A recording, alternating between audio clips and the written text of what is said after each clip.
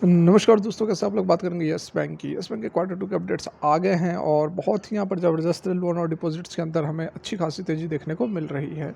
क्या कुछ अपडेट है, सारा कुछ जानेंगे इस वीडियो में। रिक्वेस्ट है, वीडियो अच्छी लगे लाइक करके हमें मोटिवेट करें, चैनल को सब्सक्राइब कर ले ज़बरदस्त जेन्युइन कंटेंट के लिए। तो सबसे पहले आज के कारोबार की यदि हम बात करें तो देख सकते हैं कि जहाँ पर ओपन हुआ था क्लोजिंग वहीं पर हुई है, 70 रुपये 20 पैसे पर क्लोजिंग हुई है।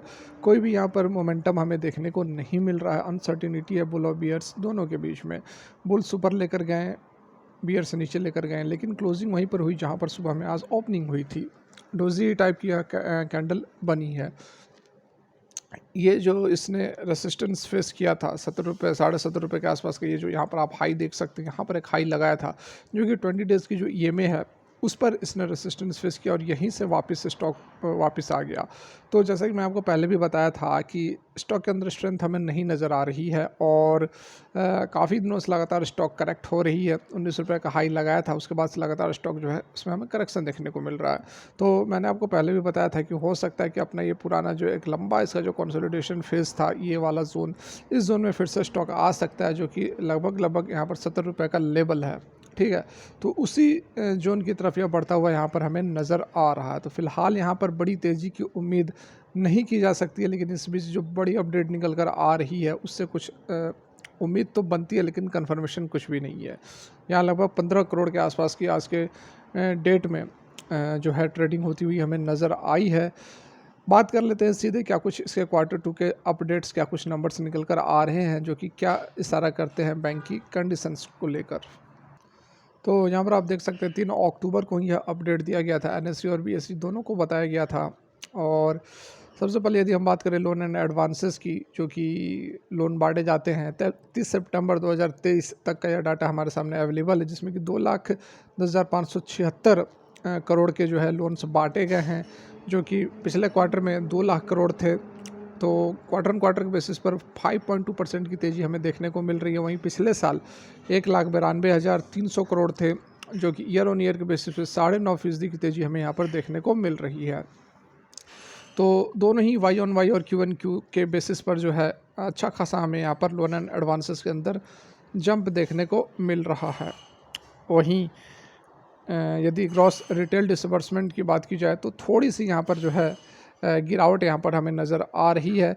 पिछले क्वार्टर में 11,305 करोड़ के लोन्स बांटे गए थे और पिछले साल 12,094 करोड़ के लोन्स बांटे गए थे, लेकिन इस बार 11,187 करोड़ के ही रिटेल जो खुदरा व्यापारी होते हैं उनको यहाँ पर लोन बांटे गए हैं। फर्दर डिपॉजिट्स यदि हम बात करें तो यहाँ पर आप देख सकते हैं कि डिपॉजिट्स जो है 2,34,360 करोड़ रहे हैं। वहीं पिछले क्वार्टर में 2,19,369 करोड़ थे और पिछले साल 2,21,000 करोड़ थे। तो यहाँ पर यदि हम बात करें इसके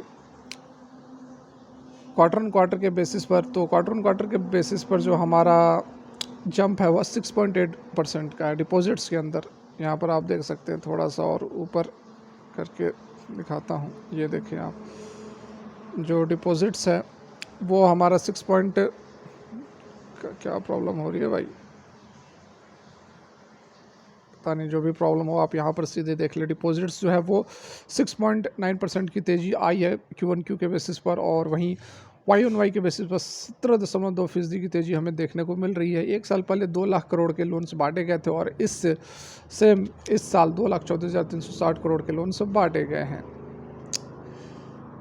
कासा रेशियो वगैरह भी यहाँ पर इम्प्रूव होते हुए हमें नज़र आ रहे हैं। उसके बाद जो इम्पोर्टेंट पैरामीटर निकल कर आ रहा है क्रेडिट टू डिपॉजिट रेशियो, वो यहाँ पर 89.9, क्रेडिट टू डिपॉजिट रेशियो लगातार यहाँ पर कम किया जा रहा है। और ये जो क्रेडिट टू डिपॉजिट रेशियो होता है, ये इसका एक बहुत ही क्रूशियल पैरामीटर है। देखिए C/D, जिसको क्रेडिट टू डिपॉजिट रेशियो बोलते हैं। क्रेडिट मतलब कि कंपनी या बैंक लोन कितना बांट रही हो, डिपॉजिट मतलब कंपनी के पास डिपॉजिट्स कितने हैं। इस बार आप देख सकते हैं 89.9 है, 89.9 है क्रेडिट टू डिपॉजिट रेशियो। ठीक है, 89.9 है और डिपॉजिट्स यहाँ पर 100 होता है, जो परसेंटेज है तो 100 होता है। मतलब कि आप 100 रुपये में 89.9 रुपीज़ बांट रहे हैं और लगभग यहाँ पर 11 रुपये के आसपास, 10 रुपये 90 पैसे, 10 पैसे के आसपास का जो आपका पैसा है वो आप रख रहे हैं, सिक्योरिटी के तौर पर रख रहे हैं कि कोई भी ख़राब स्थिति आए तो उसमें हम इस पैसे को यूज़ करेंगे। पिछले क्वार्टर में 1.3 था, मतलब कि 91 रुपीज़ बांट रहे थे 100 रुपये में,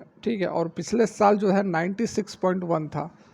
तो ये जितना ही कम होगा, जैसे कि यहाँ पर ये कम, सबसे कम अभी हमें 89.9 पर दिख रहा है, तो मतलब कि बैंक जो है वह सेफ साइड में जा रही है, बहुत ही ज़्यादा एग्रेसिव बैंकिंग यहाँ पर नहीं कर रही है। जैसे कि पहले 2008-2010 के आसपास जो येस बैंक जाना जाता था एग्रेसिव बैंकिंग के लिए, मतलब कि लोन आंख बंद करके लोन बांटे जा रहे थे और उससे कंपनी को बहुत बेनिफिट भी हुआ, बहुत प्रॉफिट भी हुआ। लेकिन जो लोन फंस गए, जो जैसे तैसे जो लोन बांटे गए थे एग्रेसिव बैंकिंग के तहत, और वो जो लोन फंस गए वो लोन जो है येस बैंक को बर्बाद कर दिया, एनपीए में कन्वर्ट हो गए। लेकिन उसका फ़ायदा भी हुआ था, जब ग्रोथ हो रही थी तो 400-450 के आसपास भी येस बैंक चला गया था।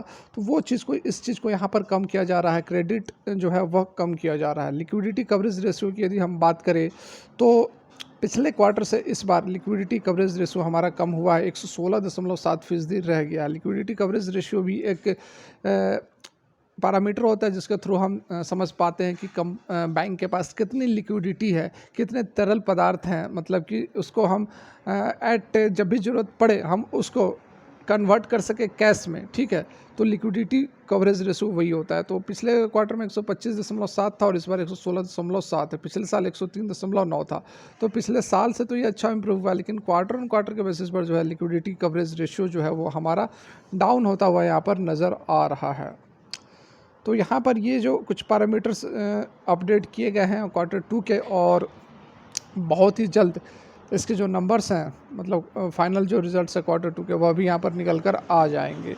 तो देखिए डेफिनेटली आप हर बार देखते होंगे कि इसके डिपॉजिट्स वगैरह, इसके एनपीएस वगैरह, एनपीए भी बहुत कम हुए हैं। यदि मैं आपको यहाँ पर दिखाऊँ तो यहाँ पर यदि बैंक के एसेट क्वालिटी की भी यदि बात करें तो एक हेल्दी इंप्रूवमेंट हमें इस क्वार्टर में देखने को मिला है। Lenders gross non performing asset stood at 2% compared to 13.4% in the corresponding quarter of the previous fiscal, ठीक है। तो जीएनपी जो है 13.4 से 2% पर आ गई है, और net NNPA net non performing asset जो है वो 1% पर रह गई है, पिछले 4.2% जो कि एक साल पहले था। तो ये जो है एसेट रिकंस्ट्रक्शन कंपनी जो खुद की एआरसी सेटअप की गई है, उसके बाद भी ये इम्प्रूवमेंट हमें यहाँ पर देखने को मिल रहा है।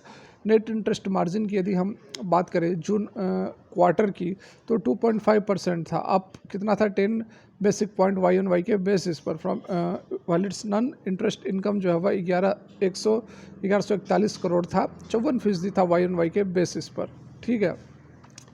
तो यहाँ पर डेफिनेटली बहुत ही एक ठीक ठाक हम कह सकते हैं कि अच्छा खासा अपडेट तो ठीक ठाक निकल कर आ रहा है, लेकिन इसके जो एग्जैक्ट नंबर्स आएंगे उसको देखना पड़ेगा कि वो कैसे आ रहे हैं, प्रॉफिट कितनी हो रही है, कितने प्रोविजंस रखे जा रहे हैं, ये सारा पैरामीटर हमें देखना पड़ेगा। रिजल्ट्स तो नो डाउट हर बार अच्छे निकल कर आते हैं येस बैंक के, लेकिन वो चीज़ जो है स्टॉक में हमें कन्वर्ट होता हुआ नज़र नहीं आता है। हालाँकि आज तो अच्छी खासी प्रेशर थी, आज बैंक निफ्टी वगैरह में अच्छी खासी गिरावट हुई है, उसके बावजूद जो है स्टेबल हमें नज़र आ रहा है येस बैंक। लेकिन अभी चांसेस कम नज़र आ रहे हैं कि बड़ी मूवमेंट, बड़ी रैली हमें येस बैंक के अंदर देखने को मिलेगी। तो फिलहाल के लिए वीडियो यहीं तक, अच्छी लगी हो तो लाइक करें। Thanks for watching, have a good day.